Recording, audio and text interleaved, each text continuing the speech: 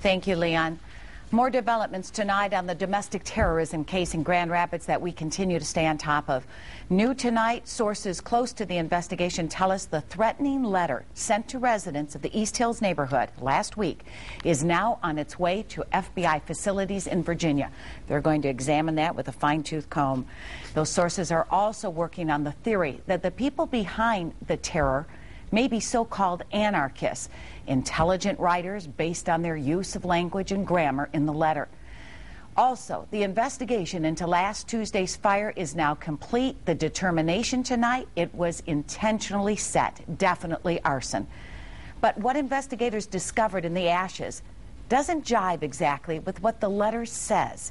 24-hour News 8's Mark Thompson is at the live desk to explain that. Mark? Yes, Suzanne, that burned-out condo was the center of activity all day long, and while investigators did find evidence of arson, at the same time, that community continues to keep watch.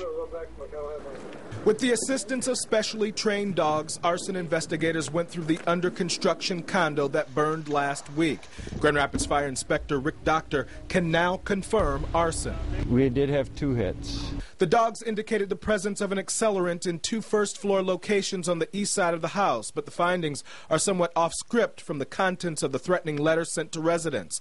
The letter claiming responsibility for the fire says, "We placed 3 incendiary devices throughout the first floor of the household." But fire investigators say, We were unable to find any evidence of any incendiary devices. And while they didn't find any devices, investigators still conclude the fire was deliberately set and say it's possible the writers of the letter are the perpetrators. But they're leaving that conclusion to police. Nobody feels like tolerating this sort of, violence. Meanwhile, the East Hills Council of Neighbors met to discuss the recent developments in the neighborhood and want to change the message that's getting out to the public. This is not anarchist and gentrification. This is criminal activity on innocent neighbors who do nothing but live in the neighborhood. And while they say the threats are actually bringing the neighborhood together, they continue to advise vigilance. I'm totally concerned about the sort of mental health of somebody who believes that this is political theater.